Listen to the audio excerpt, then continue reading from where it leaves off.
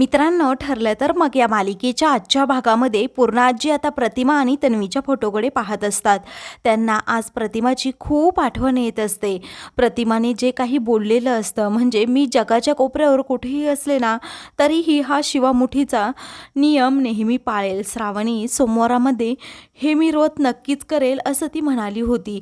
त्याचबरोबर कल्पना देखील आता जाताना सांगून गेली प्रतिमाने तेव्हा काय सांगितलं होतं. आता तीच प्रथा आपल्याला पाळायला हवी, ते व्रत करायला हवं तिने आता म्हटलेलं असतं. तेव्हा पूर्णाजी आता त्याच गोष्टीचा सारखा विचार करत असतात. आता पूर्णाजींना पुढे आठवत असतं, प्रतिमा म्हणाली होती की माझी तन्वी मोठी झाल्यानंतर ती सुद्धा हे व्रत पुन्हा पुढे चालू ठेवेल. तेवढ्यातच आता विमला तेथे येते आणि पूर्णाईंना कॉफी देत विचारते, पूर्णाई अहो काय झालं, तुम्ही का रडताय, तुमच्या डोळ्यात पाणी कसं काय. तेव्हा पूर्णाजी म्हणतात की मला प्रतिमाची खूप आठवण येते.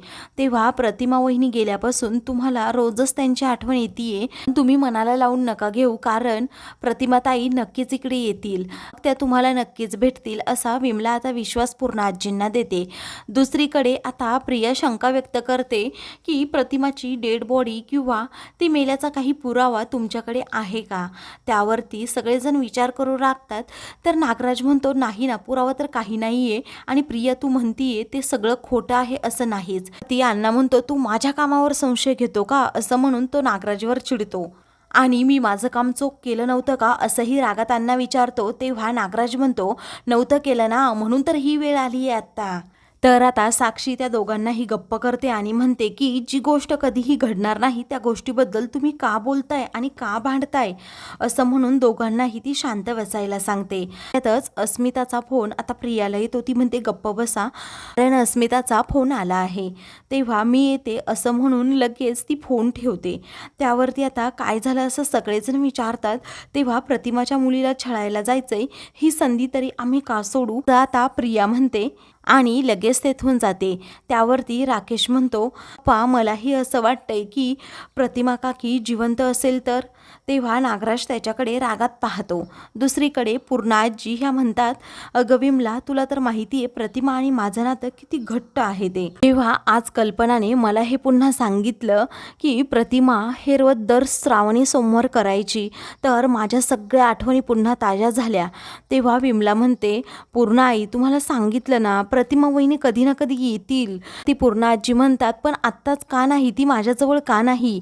अगं एकदा डोळे मिटण्या अगोदर मला ती भेटावी अशीच इच्छा आहे ना माझी, मग ती कधी येणार. तेव्हा विमला म्हणते तो दिवस लवकरच येईल, तुम्ही नका काळजी करू. दुसरीकडे सायली आणि कल्पना आता या दोघीही मंदिरात आलेले असतात. सायली म्हणते आज किती गर्दी आहे ना आई. तेव्हा कल्पना म्हणते हो ग, खूप गर्दी असते इथे दरवर्षी.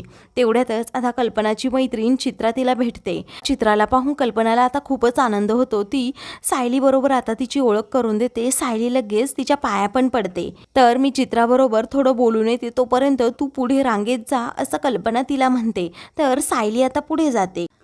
तर इकडे प्रियाने साडी नेसलेली असते. अस्मिता तिला म्हणते की आज सायलीची वाटच लागणार आहे. त्या दोघीही तेथेच लपलेले असतात आणि सायली नक्की कुठे जाते, कशी जाते याकडे लक्ष देऊन असतात. तेव्हा या सायलीची पूजा उधळण्यासाठी, तिला धडा शिकवण्यासाठी काय काय करावं लागते, मला तर ह्या साडीमध्ये राहावं लागते असं प्रिया रागातच म्हणते. तेव्हा अस्मिता म्हणते की आपला प्लॅन वर्क होणार आहे, तू अजिबात काळजी करू नकोस. तर आता अस्मिता म्हणते पटकन जाती. सायली रांगेमध्ये उभी पण राहिली. त्यावरती प्रिया म्हणते मी एकटी जाऊ का. त्यावरती अस्मिता म्हणते मी मम्मावर लक्ष ठेवते आणि मग तुला कळवते ना लगेच. तेव्हा आता ठीक आहे असं म्हणून प्रिया लगेच सायलीच्या पाठीमागे जाऊन उभी राहते. तर दुसरीकडे पूर्णाजी अजूनच इमोशनल होतात. त्या फोटोकडे पाहतच राहतात. लवकर ये प्रतिमा असं त्या सारखं म्हणत असतात. विमलाला देखील आता त्याबद्दल खूप वाईट वाटत असतं. तर इकडे मंदिरामध्ये आता प्रतिमाची एंट्री होते. प्रतिमा आपल्या डोक्यावर ओढणी घेते आणि आपला चेहरा लपवत लपवत मंदिराकडे येते. तर तेथेच तिच्या बाजूला चित्राबरोबर आता कल्पना गप्पा मारत असते, पण तिला ती दिसत नाही. तर इकडे अस्मिता आणि प्रिया एकमेकींना खुणावत असतात, इशारे करत असतात की पुढे पुढे जा म्हणून.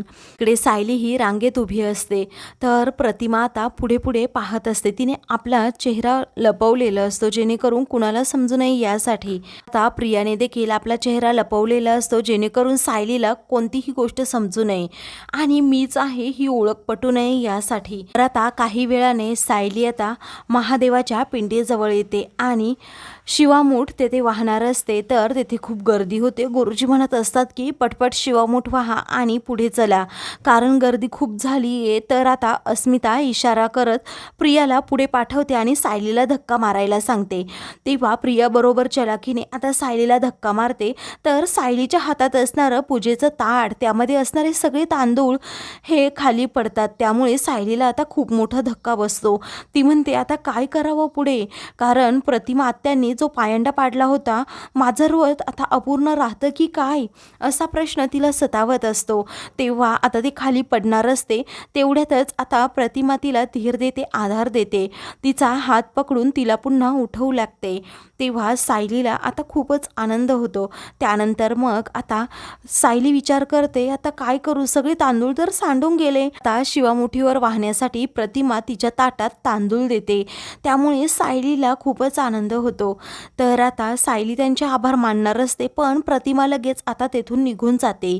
प्रतिमा आणि पणा या बाजूबाजूला उभ्या असतात, परंतु प्रतिमाने आपल्या चेहऱ्यावर ओढणी पकडल्यामुळे मला देखील समजत नाही की ती प्रतिमाच होती.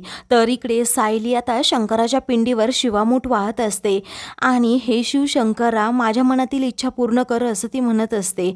प्रतिमाची आता सगळं व्रत तिनेच पूर्ण केलेलं असतं. तर आता प्रिया आणि अस्मिताचं जळफळाट होत असतो. त्या दोघीही आता म्हणत असतात, कुणी तांदूळ दिलं. तेव्हा त्या ओढणीवाल्या बाईंनी तांदूळ दिल्याचं अस्मिता आता प्रियाला म्हणते. कल्पना तितक्यात तेथे येते. या दोघीही आपला चेहरा लपवतात. तर कल्पना सायलीजवळ जाऊन आता उभी राहते. तर इकडे प्रतिमा ही बाहेर चाललेली असते. ती आता आपला चेहरा लपवत असते. तिच्या चेहऱ्यावर खूप खाणाखुणा असतात. तिचा ॲक्सिडंट ज्यावेळी झाला होता, त्या ॲक्सिडंटमध्ये तिला जे काही चेहऱ्याला लागलेलं असतं, ते सगळे रोवन तिच्या चेहऱ्यावर पडलेले असतात. ते शिवामूठ वाहून झाल्यानंतर ती कल्पनाला म्हणते की पटकन बाहेर चला, मला तुम्हाला काहीतरी सांगायचंय. तेव्हा आता कल्पना ठीक आहे असं म्हणते. दोघीही बाहेर येतात. तोपर्यंत इकडे प्रतिमा निघून गेलेली असते. तर इकडे आता सायली आणि कल्पना या दोघीही घरी येतात. तेव्हा सायली म्हणते, खरंच माऊलीसारखी ती ताई धावून आली, म्हणूनच आज माझी पूजा व्यवस्थितरित्या पार पडली. नक्की कोण होती ती बाई कळालंच नाही. त्यावरती कल्पना म्हणते, हो ना, नाही समजलं, पण खरंच तिने तुला मदत केली, हे खूप छान झालं. विमला देखील विचारते, पूजा कशी पार पडली. सायली म्हणते, पूजा खरंच खूप छान झाली, मला खूप आनंद झाला. तर आता दुसरीकडे प्रिया आणि अस्मिताचा जळफळाट होत असतो. त्या दोघी आता एकमेकींनाच म्हणत असतात की हे असं कसं झालं, ही दुसरी कोण बाई होती, ती तांदूळ देऊन गेली, तिला काय गरज होती त्या बाईला तांदूळ द्यायची. ह्या सायलीला सारखं कुणी ना कुणी मदत करायला येत असतं. अस्मिता म्हणते, तुमच्या आश्रमातीलच असेल एखादी बाई तिच्या मदतीला. तेव्हा आश्रमातील असली तर ती मग हिच्याबरोबर बोलली असती ना, ती काहीच न बोलता निघून का गेली, त्या बाईचा शोध घ्यायला जावा, असं प्रिया म्हणते. तर आता दुसरीकडे सायली म्हणते, ज्या कोणी होत्या ना त्यांच्यामध्ये मला मायेचा ओलावा, आपलेपणा वाटला. तेव्हा कल्पना म्हणते, ही तर तुझी पुण्याई आहे. सायली म्हणते, हो माझी पुण्याई असेल, पण मला असं वाटतंय की त्यांचं आणि माझं नातं आत्ताचं किंवा जन्मोजन्मीचं आहे.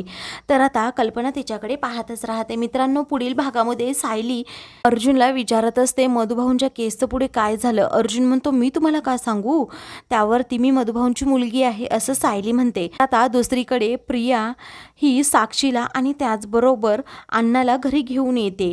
तर अण्णा हा प्रतिमाच्या फोटोसमोर जाऊन हात जोडतो आणि प्रतिमा, वहिनी, तुम्हाला भेटून खूप आनंद झाला, असं म्हणतो. तेव्हा माझ्या बायकोचं नाव तुम्हाला कसं माहीत, असा आता रविराज त्याला विचारतो. सगळ्यांना खूप मोठा धक्का बसतो. अशाच मालिकेंचे पुढील भाग पाहण्यासाठी चॅनलला सबस्क्राईब करा.